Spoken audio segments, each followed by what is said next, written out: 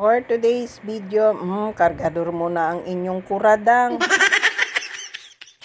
Wala naman kasing ibang gagawa nito mga kasari kundi ako lang. Kaya ayan, no choice tayo, kargador ang tindera. Para saan pa yung malalaki nating muscles? O, di ba muscles talaga? Alabanta sa ato ang braso nga puwerteng dakua.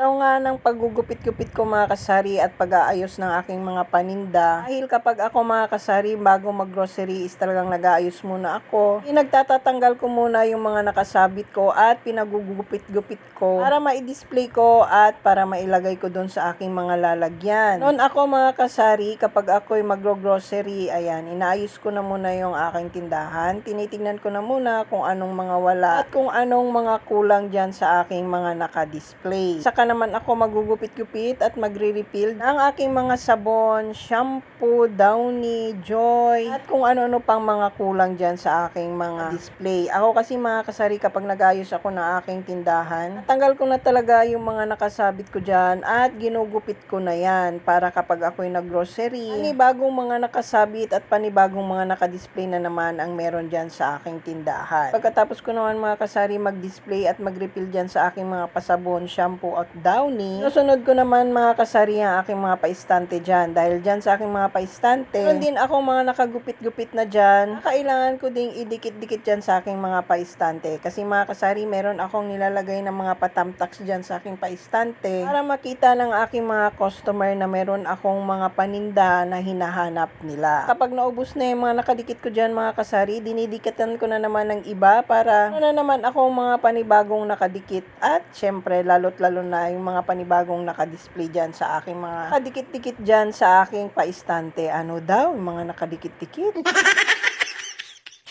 Puro mga pandikit na lang talaga ang dinidikit dyan sa paistante ko. Diba? Nahilo na lang talaga tayo dyan sa mga padikit-dikit na yan.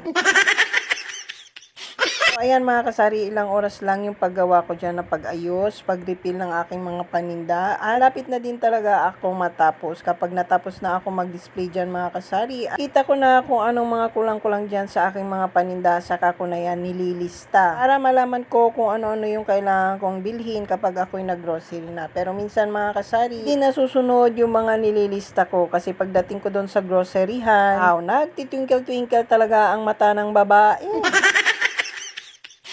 Dampot dito, dampot doon, kuha dito, kuha doon, kahit wala doon sa listahan, hala, sige, kumbati. Kuha lang ng kuha kahit ano, kasi nga, ayan, nagtitwinkle-twinkle gani, ang ato ang mata, sa kadaghan sa mga free at save na nakikita natin. Kaya pagdating natin sa counter, ayan, kurog-kurog my feet, kulba-kulba my heart, Jude. Kasi nga, ayan, kinakabahan ka na sa sobrang dami ng pinagdadampot mo. Alam na alam mo na masyushort ka talaga. Tagam.